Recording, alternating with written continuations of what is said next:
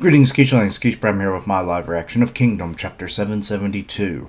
Alright, we are starting a war of revenge. Heki was captured, we got to see his imprisonment, and some tactical advantages that Zhao has are the three main generals of Seke, or Saka.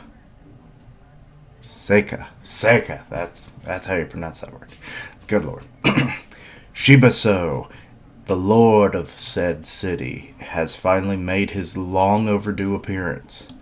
And he's actually going to be leading armies, it seems like. So my god, his prowess has always been like foretold that like he would probably do something, but his health was always the issue. But like his military record was astounding.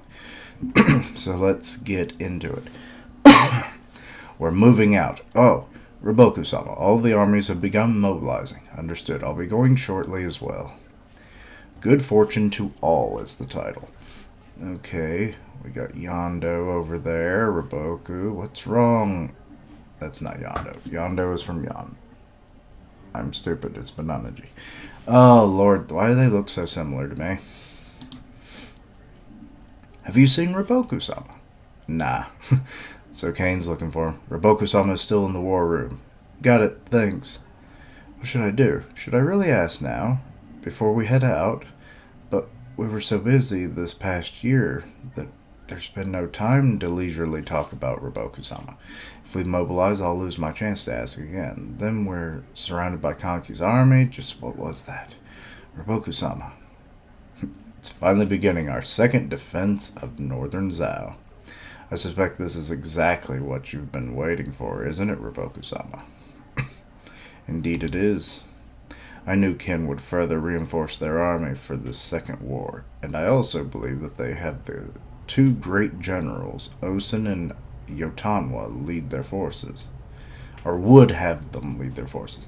This is their second invasion, so Ken will absolutely not tolerate failure. However, we will win this battle, and when we do, we will deliver a blow so devastating to Ken that they will never again be able to rouse a large army. That's saying something. The unification of China is a dream within a dream. From the very beginning, you devised the strategy for this battle by using the bond between Gian and Hongo. Truly frightening, Riboku-sama.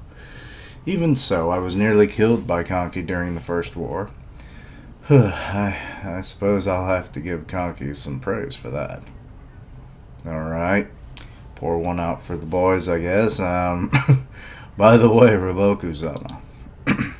Oh, Kane's outside now. Sorry for the abrupt change of subject, but do you feel like taking a bride anytime soon? Huh? Kane's hearing this. Oh my god. Why did Bananaji bring this up? What are you saying, Bananaji? You've spent the past year racing around preparing for this battle at Hongo and haven't had any downtime in Buan Castle after taking lordship of it. In your absence, I've been running the castle on your behalf, though I'm not really worthy of the honor.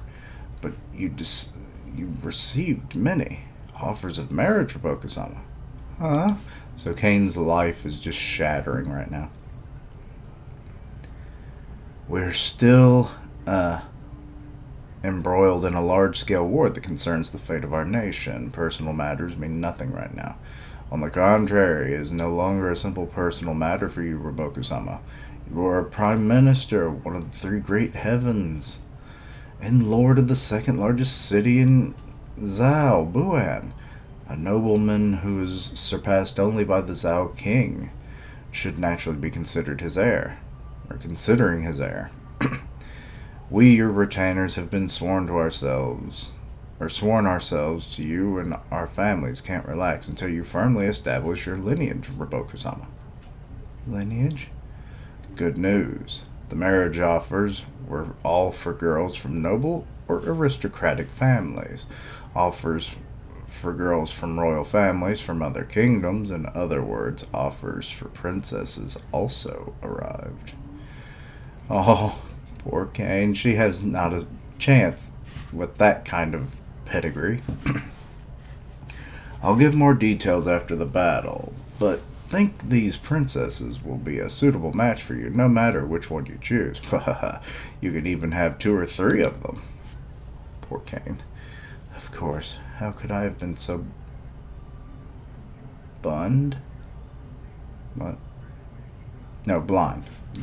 Good lord, that I and that L merged so seamlessly. That was close. Seems I must have misunderstood. Robokusama's stance at the pinnacle of this kingdom. Of course, the person he weds would be a noble or a royal. Obviously. Robokusama only came back to save me because he's kind. A dangerous misunderstanding. Man, I'm just the daughter of a sheep herder from the north. And now I'm wearing armor and killing people. There's no doubt that Robokusama will marry a princess. Why didn't I realize that? I'm such a fool.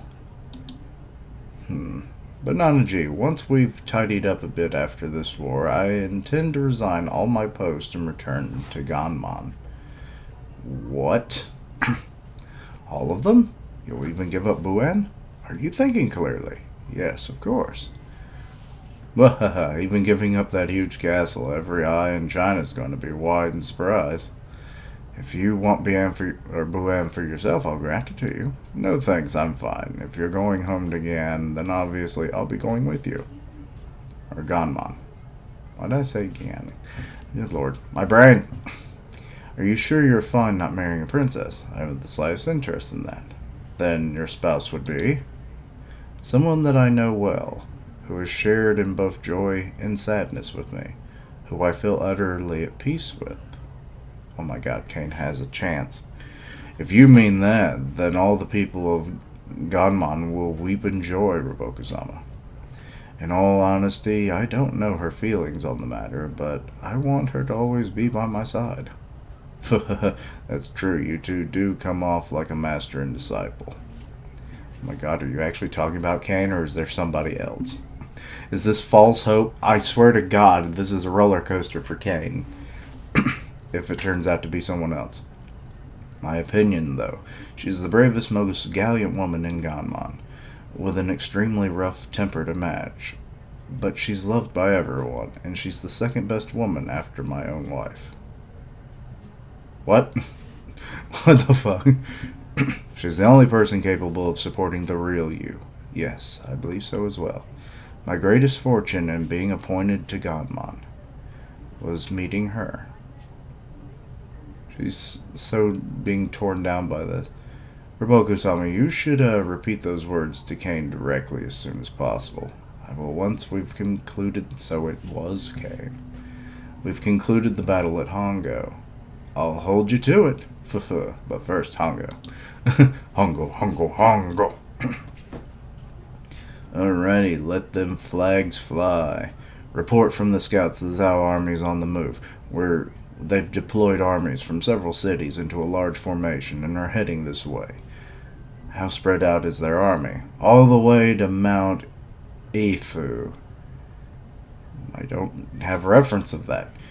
Your armies might possibly extend or their armies might extend past beyond that. We'll confirm it. For them to deploy wide so quickly and move to attack seems they're particularly surprised by our attack on Hongo, huh? Or rather, maybe we should assume they were prepared for it? They read us, huh? If we'd attack Gian instead, there would surely be even more defenses in place. I mean, that's true. I don't remember who these guys are called. Oh, Lord, I hate when I can't remember. I can remember faces, but I can't remember names. And Kingdom is particularly bad.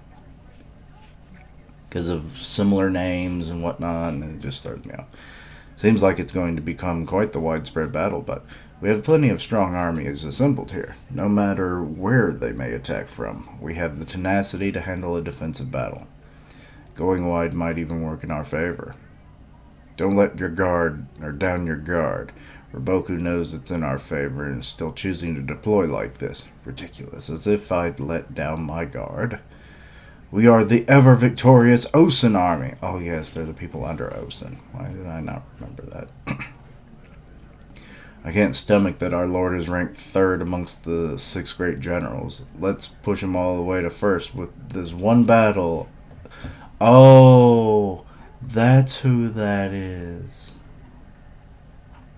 The one general that survived that one time. Like, it was Mako and Akko. That was the only reason I remembered them at all. Because of one letter difference. That's pretty good spirit for a bastard like you. You're too kind. It's nearly time. Get into position. I pray for your good fortunes, generals. Go, sir! So Osen has sent them off. Lord of Death, it seems there are signs of enemy beyond that third mountain. Understood. Okay, so we got the mountain tribe army. And Watanma is getting reports. I hope we could get a little closer to Hongo than this. This is fine. Okay, so Woodface is there. As long as we crush the enemy, it doesn't matter where. But more importantly, you, Tanwa. Same as always. Should I claim the highest glory in battle, you will become my woman. What? What a lackluster response. Montanwa is my man. This old coot is drunk. Okay. Utanwa, please set our Kyorong army as the vanguard. Don't get worked up, you pups. We already consider you our allies. Don't get any weird ideas about needing to prove yourselves to us. Also, they did really join up. I guess after they got beaten by Heki, of all people, still don't believe that. The vanguard will be our Fago clan. That's not fair. It'll be us, the Cone clan.